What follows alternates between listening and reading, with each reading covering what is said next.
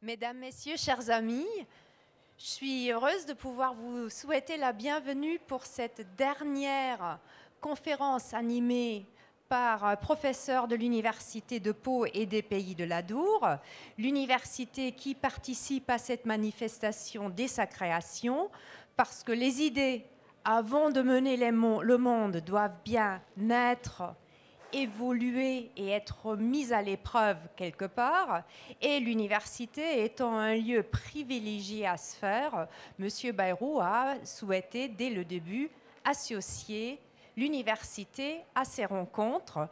Et puisque vous n'êtes pas venu pour m'écouter, mais pour écouter Francis Jauregui-Berry, professeur de sociologie à l'Université de Pau et des Pays de l'Adour, je lui laisse la parole et je vous souhaite une excellente après-midi avec lui.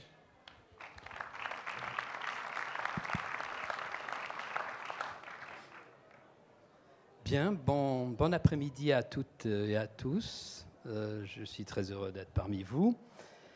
Alors, le thème de cette année pour Les idées mènent le monde était « Demain, un autre monde ». Demain, un autre monde. Mais on y est. On y est déjà dans cet autre monde. Un monde où il est, par exemple, impossible de se perdre, où on a à notre disposition la capacité de savoir où est la bouche de métro la plus proche, où se trouve le restaurant végétarien d'un rayon de 200 mètres, où on peut interroger le temps qu'il fait en Inde, etc. Les outils de télécommunication nous introduisent dans un monde où nous sommes constamment informés de l'état de ce même monde. Alors, dans notre pays, c'est manifeste. Il y a encore une fracture numérique, c'est-à-dire que de par le monde, il y a des populations entières qui n'ont pas accès à ces outils de communication. Mais nous, j'ai les chiffres ici, en ce qui concerne, par exemple, les smartphones, par lesquels, ce n'est pas seulement des téléphones, ce sont aussi, c'est l'Internet embarqué. 90% des 18-39 ans sont équipés, et parmi ceux-ci, il y a 94 des 12-17 ans qui ont un smartphone, 94, et 99% des 18-24 ans. Mais sachez que dès que vous mettez une carte SIM dans votre smartphone, eh bien, vous êtes repéré. On sait où vous êtes, on sait ce que vous faites, on sait les lieux que vous fréquentez, vos trajets, ce que vous achetez, votre attention sur certains points, sur certains sites Internet, c'est-à-dire que vous ne cessez de laisser des traces. Nous sommes rentrés dans un monde où nous ne cessons de laisser des traces numériques, par le biais donc essentiellement de nos smartphones, mais de nos ordinateurs, de nos tablettes, mais aussi des capteurs qui sont un peu partout, des caméras, des senseurs, des puces RFID qui collent aux objets. Bref, tout ceci nous a déjà introduit dans un monde où, disons que le monde qui jusqu'alors pouvait être défini comme réel est constamment sous-titré de sa numérisation. C'est-à-dire que tout comportement semble digitalisable. Des actions qui jusqu'alors restaient finalement s'évanouissaient, désormais laissent une trace et sont stockées dans ce qu'on appelle des entrepôts numériques. Alors, c'est ce qu'on appelle les big data. Les big data, c'est l'ensemble de ces traces qui sont quelque part, et le quelque part, pour aller vite, en gros, ce sont des entrepôts qui appartiennent aux GAFA, Google, Apple, Facebook. Bien. C'est un phénomène qui est massif et énorme. Si on avait numérisé l'ensemble de la production de l'humanité depuis la nuit des temps jusqu'en 2005, ce sont des chercheurs qui sont amusés à faire ça, eh bien, ça prendrait 5 milliards de gigabits.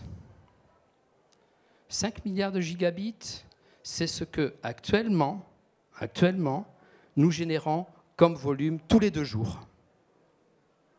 et ça ne cesse d'augmenter. Et ça ne cesse d'augmenter. Alors, pour l'instant, seule une faible partie de l'ensemble de ces big data sont exploités. C'est-à-dire à travers, on mine ces données, on va les chercher, on les confronte les unes aux autres, on fait des recoupements de façon à définir des profils de futurs utilisateurs, éventuellement de futurs délinquants. Mais en tout cas, il y a un travail sur l'ensemble de ces big data. Et les outils qui travaillent sur ces big data, ce sont les algorithmes. Alors, et ça s'intitule comme ça, les algorithmes prédictifs. Que sont les algorithmes? C'est très simple. Hein. Pour ceux qui ne sont pas rompus à la chose, je vais donner juste un petit exemple, un petit peu caricatural, mais qui vous aidera à comprendre. Imaginez que, on va prendre la ville de Pau, il y ait, non, la ville de Pau, c'est pas bon. Au niveau national, il y a 10 000 personnes qui ont acheté des chaussettes rouges la semaine dernière. Et puis, il y en a 20 000 qui ont acheté des yaourts sans sucre, je ne sais pas quoi. Et puis, encore d'autres qui ont été sur Internet pour regarder tel type de reportage sur YouTube. Si vous additionnez ces 3 données, c'est déjà immense. Mais si vous vous amusez à voir les personnes qui répondent aux 3 critères, ça diminue très sensiblement, mais on arrive à un chiffre. Donc vous avez ce chiffre des gens qui partagent les 3 critères. Ajoutez un 4e critère. Par exemple, des gens qui ont été sur Facebook ou sur Internet pour regarder s'il y avait des vols pour la Grèce, par exemple. 4e critère. Et vous apercevez que, c'est quoi un algorithme prédictif? C'est celui qui regarde ceux qui partagent les 4 critères. Et la différence entre ceux qui partagent les 4 critères et les 3 critères, par exemple 200, eh bien ces 200 personnes précisément ont toute chance d'être intéressées par une publicité sur les voyages en Grèce, c'est-à-dire le 4e critère. C'est ça un algorithme prédictif. Hein. C'est ce calculateur qui va inférer à partir de recoupements précédents des comportements possibles.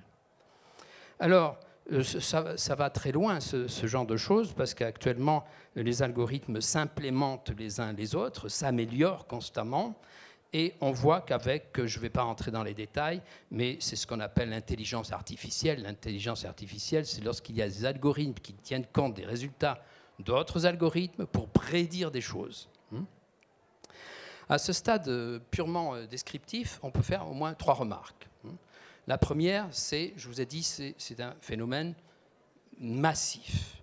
Il a commencé au début de ce siècle, et on peut dire que les attentats à New York, vraiment, il y a un avant et il y a un après, en ce sens que, avec le Patriot Act, la NSA, les services secrets des États-Unis ont commencé à vraiment accumuler tous azimuts des données sur la population de façon à en faire des croisements et de déterminer s'il y avait éventuellement des zones dangereuses. Parce que tout à l'heure, je parlais de voyage en Grèce.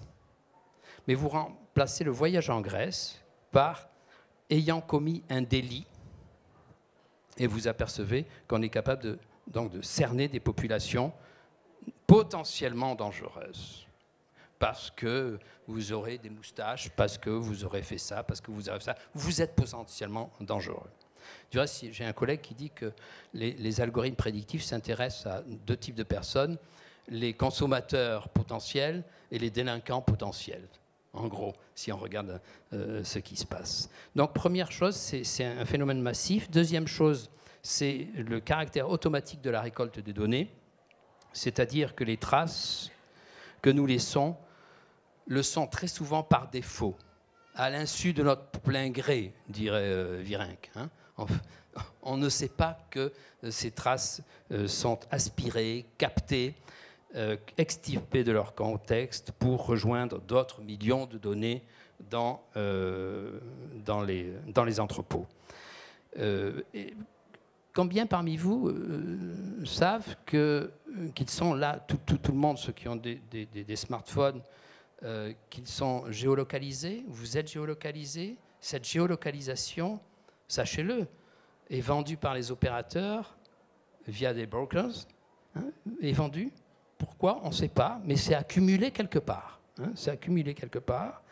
De la même façon, qui est-ce qui est au courant que lorsque vous acceptez de mettre un cookie sur votre ordinateur parce qu'il simplifie votre vie, il est associé à des cookies tiers, il est revendu ensuite, on ne sait pas ce genre de choses, et du reste, on n'y prend pas garde. Mais les applications sur les smartphones sont vraiment des chevaux de Troie pour l'accumulation de données. Juste un exemple pour vous faire trembler un petit peu. Une application, vous savez, lorsqu'on a un smartphone, on s'en sert souvent comme une torche électrique. Et il y en a une qui a connu beaucoup de succès puisqu'elle a été chargée plus de 50 millions de fois. Elle s'appelle Brightest Flashlight Free. Et apparemment, c'est une opération tout à fait inoffensive. Il se trouve que je l'ai chargée moi-même. Et lorsque j'ai chargé, il y avait 5 pages, écrites en tout petit, il fallait une loupe et être docteur en droit, au moins, pour comprendre ce qui était écrit. Moi, je m'en fiche des 5 pages. J'ai mis « oui, j'accepte ». Et qu'est-ce que j'ai accepté? Bien, je vais vous le dire, ce que j'ai accepté. J'ai accepté, pour cette application, d'être géolocalisé. J'ai accepté l'accès aux photos et aux documents stockés sur mon smartphone. J'ai accepté l'identité du smartphone et j'ai accepté l'accès à Internet. Voilà. Et on est dans ce monde. Hein, on est dans ce monde-là. Alors, jusqu'à une date récente, on déclinait aussi des informations particulières, mais on savait à qui et pourquoi. Par exemple, si je vais chez mon médecin, que je lui parle de mes problèmes de, je sais pas quoi, de cardiaque, je parle de quelque chose qui est quand même privé à quelqu'un qui, statutairement, je lui fais confiance. Lorsque je montre des photos à certaines personnes, je ne les montre pas à d'autres. Donc, il y a un destinataire de certains datas. Maintenant, ces datas-là, eh bien, elles nous échappent. Elles nous échappent. Hein. Les datas échappent à ceux qui les produisent. Ce qui pose un gros problème, évidemment, sur la privacité, sur l'intimité, et qui commence à être discuté. Mais vous voyez, le progrès technologique, les découvertes technologiques ont été vraiment beaucoup plus rapides que les interrogations sur le monde qu'elles étaient en train de produire ou de rendre possible. Et il y a des irréversibilités qui se sont créées, sans nul doute. Alors actuellement, il y a une grosse prise de conscience. Par exemple, au niveau européen, vous avez le RGPD, les règlements sur les données personnelles. Il y a la CNIL en France. Il y a un débat sur la privacité. C'est quelque chose qui commence à apparaître. Et puis le dernier point parmi les remarques que je voulais faire, quasiment en introduction, c'est d'ordre épistémologique, c'est-à-dire que jusqu'alors, lorsqu'on cherchait par exemple à faire des statistiques, les sociologues, on prenait le sexe, la catégorie socio-professionnelle, et on mettait tout ça en 40% des femmes, les femmes pensent plus que ça, telle catégorie socio-professionnelle est plutôt encline à, etc. Ce genre de choses, l'âge, les lieux de résidence. Maintenant, tout ceci, on s'en fiche. Le principe des algorithmes, c'est de taper sur le plus grand nombre de données possible, au hasard. Et les recoupements apparaissent. Ils apparaissent. Et on s'aperçoit que les chaussettes rouges de tout à l'heure, avec le fait que l'on interroge un site pour les voyages en Grèce, eh bien, sont significatives peut-être pour 1200 personnes en France.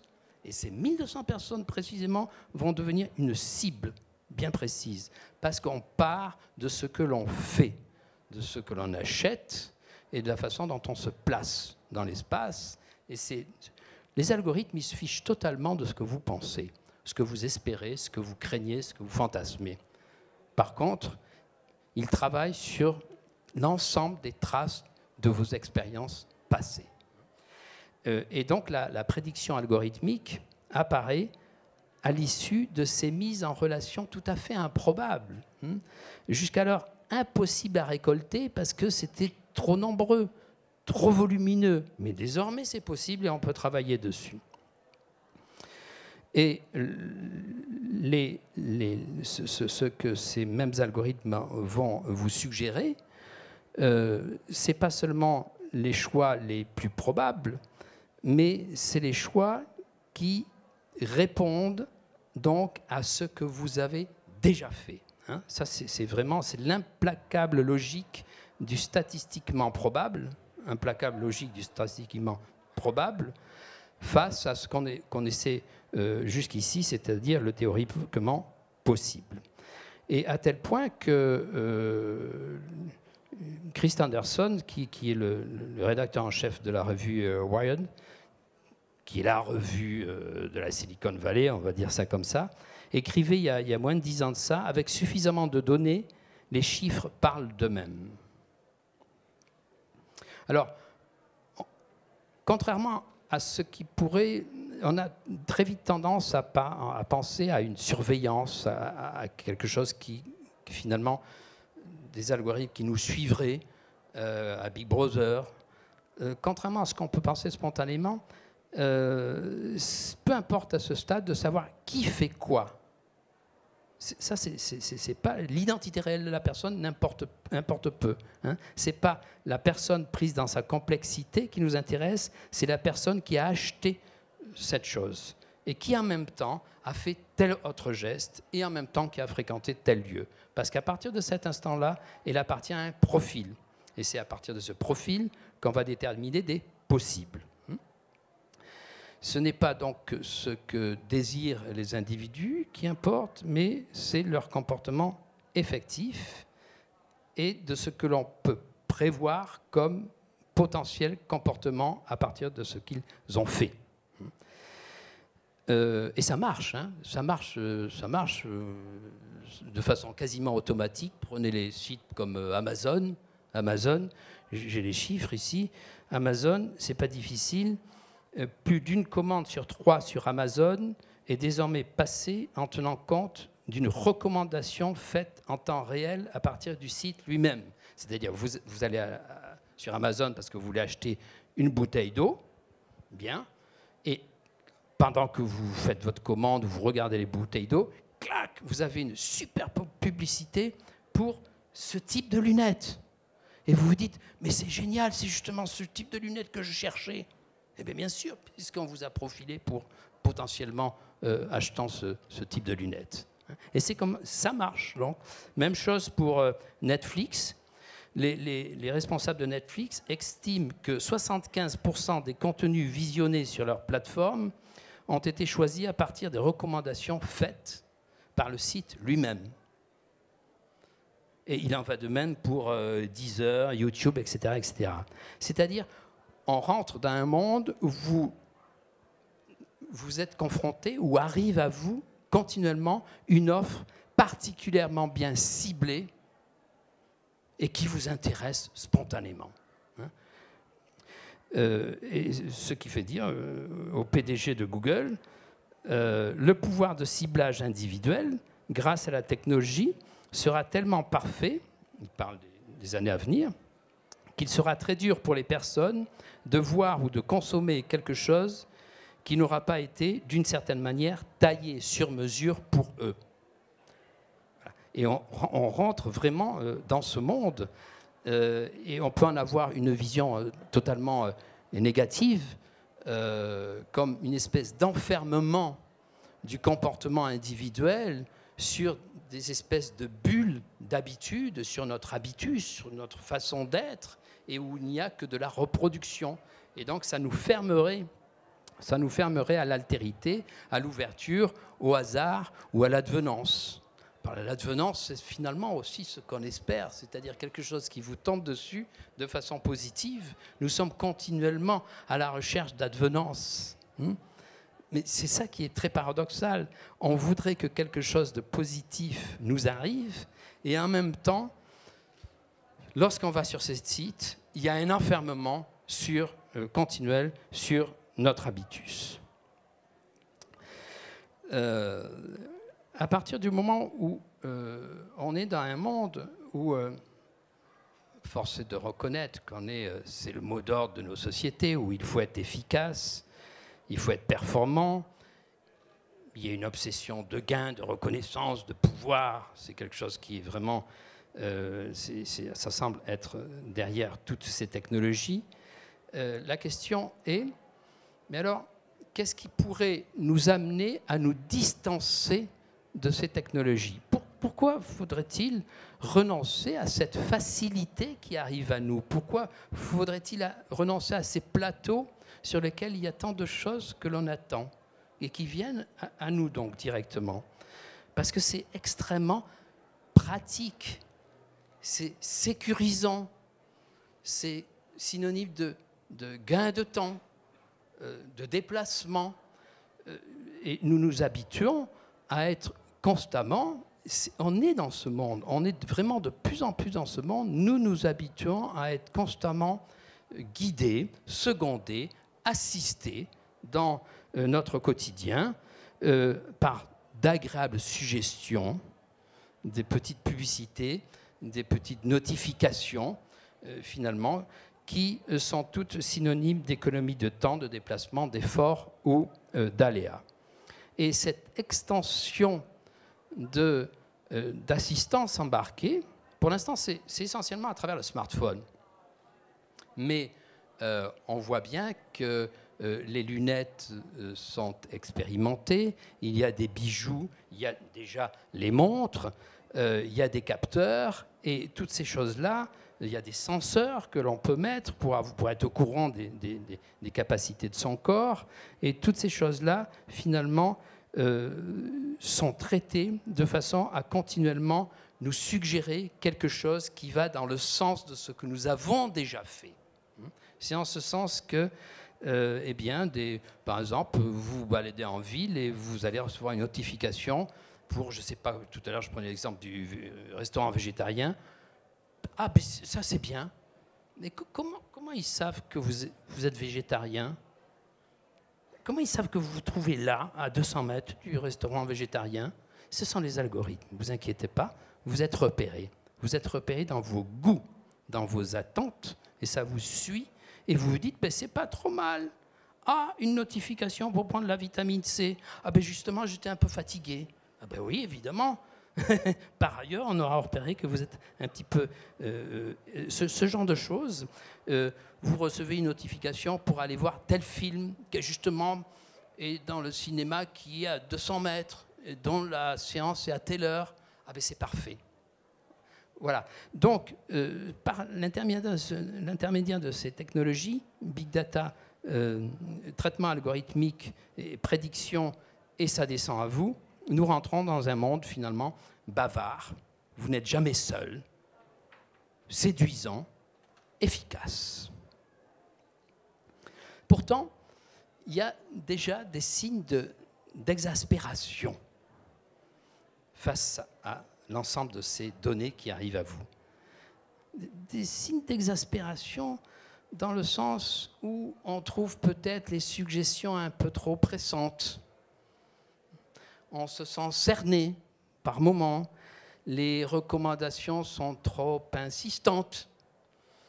Et puis finalement, les notifications sont trop fréquentes. Bref, les algorithmes sont trop indiscrets. Ils vous suivent un peu trop à la trace. Je trouve que c'est une idée fondamentale, cette idée-là, de pouvoir prendre de la distance par rapport à ces recommandations incessantes. Parce que ça peut être très désagréable. On travaille déjà à plusieurs petites équipes là-dessus.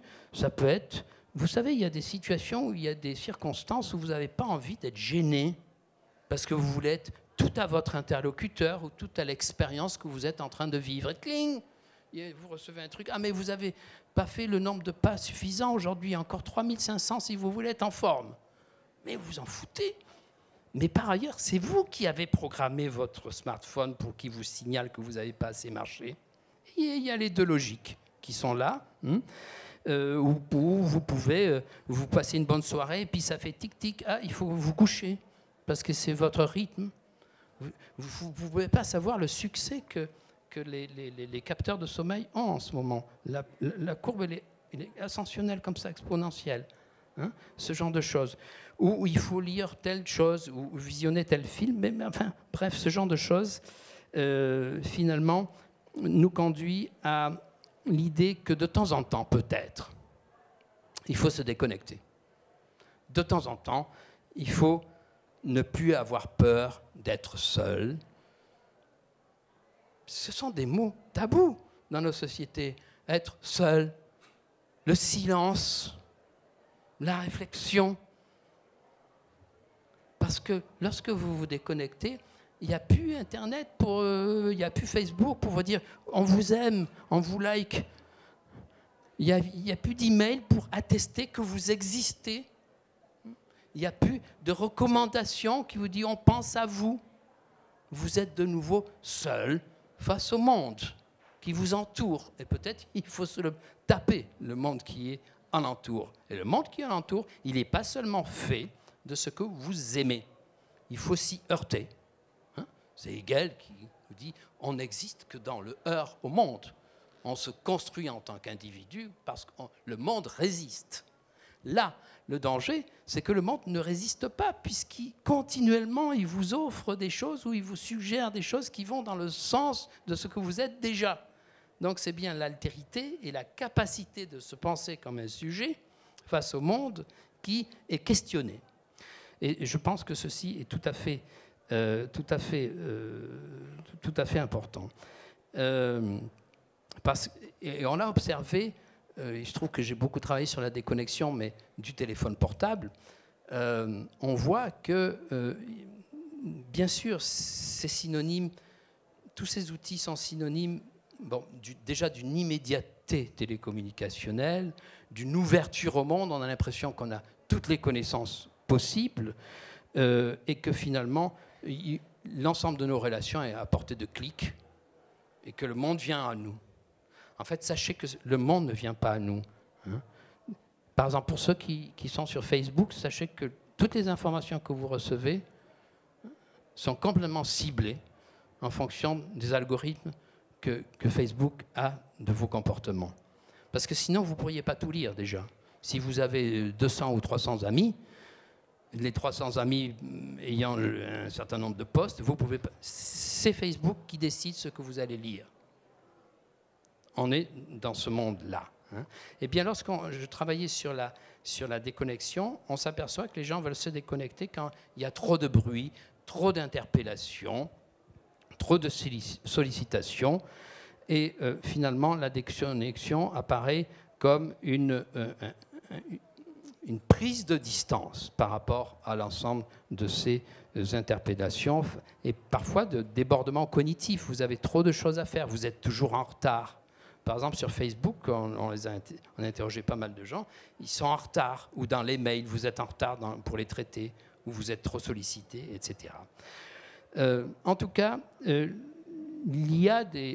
a pu observer des comportements qui visent finalement à se déconnecter 1 heure, 2 heures, de ne pas relever ses mails, par exemple, durant une matinée, le samedi matin, par exemple, ne pas se coucher avec son portable allumé sous l'oreiller, peut-être, ce genre de choses. Eh bien, le même type de comportement est en train d'apparaître pour échapper non plus à un trop-plein communicationnel, mais à un environnement sans imprévu. À partir du moment où les algorithmes prédictifs vous enferment sur votre façon de penser habituelle et d'agir, eh bien, finalement, vous n'êtes plus surpris par le monde. Et c'est cette demande de surprise qui est là. Le désir, c'est très paradoxal, parce que lorsqu'on étudie les gens qui sont sur Internet, il y a un désir de découvrir des choses, de sérendipité, de découvrir des choses par hasard, et de bonnes nouvelles. Si on interroge les gens qui ont toujours leur smartphone ouvert, ils vont vous dire pourquoi est-ce qu'il est ouvert le smartphone continuellement? Et ils vont dire en cas, alors par sécurité, Et puis, il y a une espèce d'attente diffuse que quelque chose de positif vous tombe dessus. Et se mettre sur silencieux, c'est la peur de manquer de possibles qui viennent jusqu'à vous. Les Américains ont un acronyme pour ça, FOMO, Fear of Missing Out, la peur de manquer quelque chose. Nous sommes constamment branchés parce que nous avons peur de manquer de quelque chose. Et ce quelque chose, c'est quoi? C'est quelque chose qui pourrait illuminer votre vie, qui pourrait rendre votre vie plus intense ou plus dense, ou ce soir, une invitation de dernière minute. C'est toujours quelque chose, soit de très positif, soit, alors, si quelqu'un meurt, il faut être au courant quand même. Voilà, c'est ce genre de choses. Et puis, c'est sécure. Comme je vous le disais tout à l'heure, se déconnecter, c'est prendre un risque. Vraiment, c'est prendre un risque, c'est celui de se retrouver déjà face à soi-même. Ça, c'est pas rien, hein, se retrouver face à soi-même. Parce que regardez les lieux publics. Dès que les gens ont 5 minutes, je sais pas, les halls de gare, les aéroports, immédiatement, ils sont sur Internet, hein, immédiatement. On ne va pas rester sans rien faire. Ça s'appelle du reste en français des temps morts. Des temps morts. Ils sont morts, il ne se passe rien. Mais si, justement, il peut se passer quelque chose, pas toujours. Mais si vous n'avez pas ces temps blancs, comment allez-vous réfléchir à ce qui vous arrive? On ne cesse d'être des acteurs de plus en plus performants, efficaces, en faisant 36 000 choses à la fois. Mais quel est le sens de tout ça? Prendre du silence, prendre du temps, c'est du temps de réflexion, c'est du temps de retour sur soi, c'est du temps dans lequel on puisse réfléchir à ce qui nous arrive. Alors déjà, situationnellement, c'est pas toujours agréable. Et c'est parce que c'est pas agréable qu'on se distrait. De la même façon qu'au niveau existentiel, on se distrait, au sens pascalien du terme. Hein, on se distrait, c'est-à-dire, écoutez, je ne vais pas faire de la sociologie bon marché, mais quand même, c'est certainement la première fois dans l'histoire de l'humanité où nous sommes dans des sociétés qui n'ont rien à nous dire sur la mort et sur l'au-delà. Jusqu'alors, il y a toujours une explication de la vie et de la mort qui était donnée par les ancêtres, par la tradition, par les dieux, par le Dieu, ou ensuite, potentiellement, par la science. Mais nous sommes dans des sociétés hyper sécularisées qui n'ont strictement rien à nous dire sur le sens de l'existence. Et vous devez vous débrouiller par vous-même sur le sens de l'existence. Et ça fiche quoi? La trouille. Et comme on a la trouille, eh bien, comme disait Pascal, on se distrait. Et pendant qu'on se distrait, on ne pense pas à ces questions existentielles. Une des raisons pour lesquelles on peuple constamment nos quotidiens par ces petites choses, ces évasions ou ces distractions, c'est justement pour ne pas être confronté à ces questions un petit peu trop angoissantes. Alors, rappelez que le désir de déconnexion est alimenté par celui de se retrouver un petit peu, d'avoir du temps de réflexion, me paraît tout à fait important, parce que c'est dans la seule mesure où nous serons en capacité de prendre de la distance par rapport à ce que les algorithmes nous donnent, la lecture que les algorithmes nous donnent des big data que l'on pourra exister en tant que sujet. Et je fais une... Alors sachez que sur la société qui vient, puisque c'est le thème, hein, sur la société qui vient, il y a beaucoup de mes collègues qui ont une vision extrêmement pessimiste et noire de l'aliénation, de la réification du monde et du fait finalement qu'on va vers un monde où les individus sont dominés comme peut-être jamais, puisqu'ils sont pris à partir de leurs désirs et à partir de leur comportement quotidien. Il y a un enfermement des individus sur leur habitus. Moi, je fais une hypothèse optimiste en disant qu'à partir du moment où nous allons être de plus en plus souvent confrontés à l'image de nous-mêmes comme consommateurs, comme objet social, comme individu assigné par la société, c'est-à-dire, oui, finalement, je suis ça, ça, ça, ça et ça. Et vous avez tous expérimenté cette liberté que nous avons, tous, hein, de prendre de la distance par rapport à notre statut, par rapport au rôle que l'on doit avoir dans la société. On dit, oui, je suis ça, ça, ça, mais je suis autre chose. Il y a une part de moi-même qui échappe à cette définition objectivante de moi-même. Et cette part de moi-même, c'est ma liberté individuelle et c'est mon autonomie. Et c'est ce qui fonde précisément le sujet moderne. Si j'ai employé le mot hypermoderne dans le titre de la communication, c'est parce que je pense que non seulement on rentre dans un monde où alors la modernité, évidemment, c'est le fait que nous ayons une vision rationnelle, instrumentale au réel, de plus scientifique, on va dire, technologique. Oui, et ça ne cesse d'augmenter, et y compris pour les comportements humains, la psychologie, la sociologie, l'anthropologie, etc. Oui, mais la modernité aussi, c'est cette capacité de distanciation de l'individu par rapport à ce qu'il est, et je fais l'hypothèse optimiste que dans l'hypermodernité, cette capacité de distanciation va non seulement continuer à exister, mais se retrouvant confronté à la définition toujours de soi-même comme objet, va augmenter.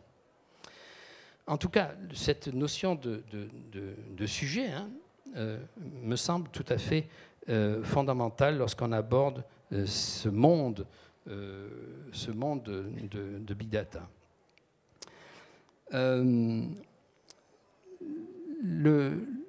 Le sujet moderne n'existant que dans cette capacité de se penser comme potentiellement autre, c'est ce qui fait qu'on peut avoir des fantasmes, des espoirs, etc.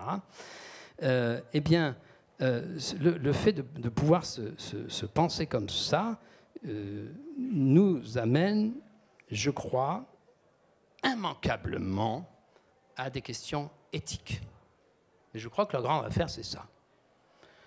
Dans un monde où les algorithmes prédictifs vont vous ensevelir de recommandations avec une logique du bénéfice, du gain, du mieux-être, hein, à partir du moment où il y a ça qui vient constamment à nous, eh bien, le dialogue de soi à soi conduit immanquablement, je pense, à une question éthique. Qu'est-ce qui, finalement, rend ma vie, au-delà d'une reconnaissance et d'une réussite, rend ma vie bonne,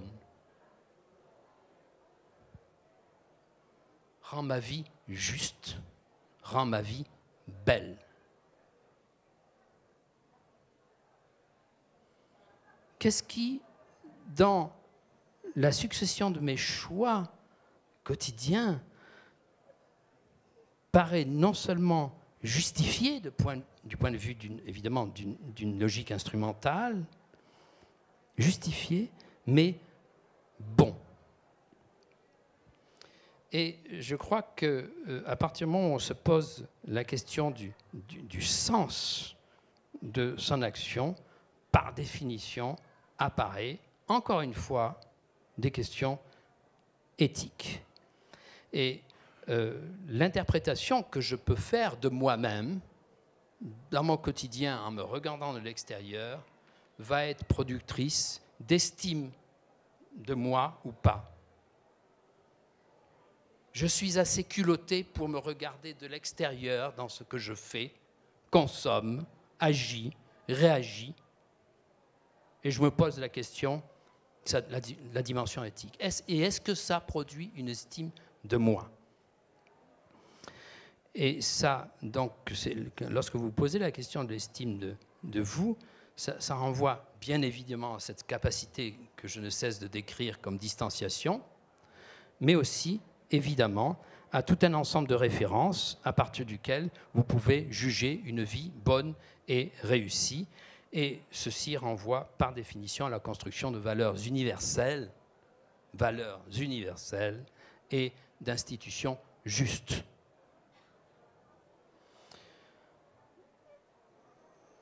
Dans un monde dominé par le traitement algorithmique de vos faits et gestes, dans un monde qui vous enferme finalement dans ce que vous êtes comme objet social, eh bien, vous savez, on va rentrer dans un monde où vous allez être de plus en plus souvent, quand je dis souvent, c'est quasiment en continuité, confronté à votre personnage social qui est pisté, repéré, calibré, métabolisé par les technologies. Et ce personnage qu'il vous est demandé de gérer au mieux en fonction de possibles bénéfices. Et c'est face à cette logique du bénéfice, du pouvoir et du gain continuellement qui vous amène à agir peut-être n'importe comment que se crée le sujet qui, lui, est obligé de rapporter les actions de tous les jours à des systèmes référentiels qui sont d'ordre éthique. Quand je dis ordre éthique, ce n'est pas la morale, hein, c'est l'éthique. Parce que pour l'instant, chacun se débrouille comme il peut. C'est ça l'éthique. Hein. C'est quand vous êtes confronté à des questions d'ordre fondamental que la société, finalement la morale, on ne sait pas trop comment elle se situe, et vous devez faire avec. Pour l'instant, on fait avec. On fait avec. Et la grande affaire, c'est... Alors, évidemment, on ne se pose pas ce genre de questions tous les matins en se levant, hein, mais ce dialogue de soi à soi, qui n'est jamais simple, apparaît toujours parce que tel événement advient ou que vous vous retrouvez par hasard en silence, etc. Mais ce genre de questionnement, pour l'instant, est individuel, et la grande affaire, selon moi, est le fait de pouvoir en parler, tout simplement. Tout simplement. Hein, parce que c'est en parlant que peut-être on va en venir à définir et à redéfinir continuellement les principes à partir desquels on pourra réellement juger que notre vie est bonne. Parce que les algorithmes, ils sont programmés, les algorithmes, c'est les recettes de cuisine, hein, ces algorithmes, ils sont programmés pour être efficaces, ils ne sont pas programmés pour être éthiques. Efficaces. Éthique, ils ne savent pas ce que c'est l'éthique. Hein. Les algorithmes ne se posent pas la question du bien ou du mal, du beau ou du laid, hein, du vrai ou du faux. Ils ne se posent pas ce genre de questions, en aucun cas. C'est en défendant l'idée du sujet que nous pourrons réinstaurer cet espace de liberté face à la détermination algorithmique. Et c'est dans ces cas-là, cette posture éthique, finalement, qui renvoie aux questions de responsabilité, de justice sociale et à des débats qui visent précisément à donner du sens à notre existence individuelle et sociale. Merci.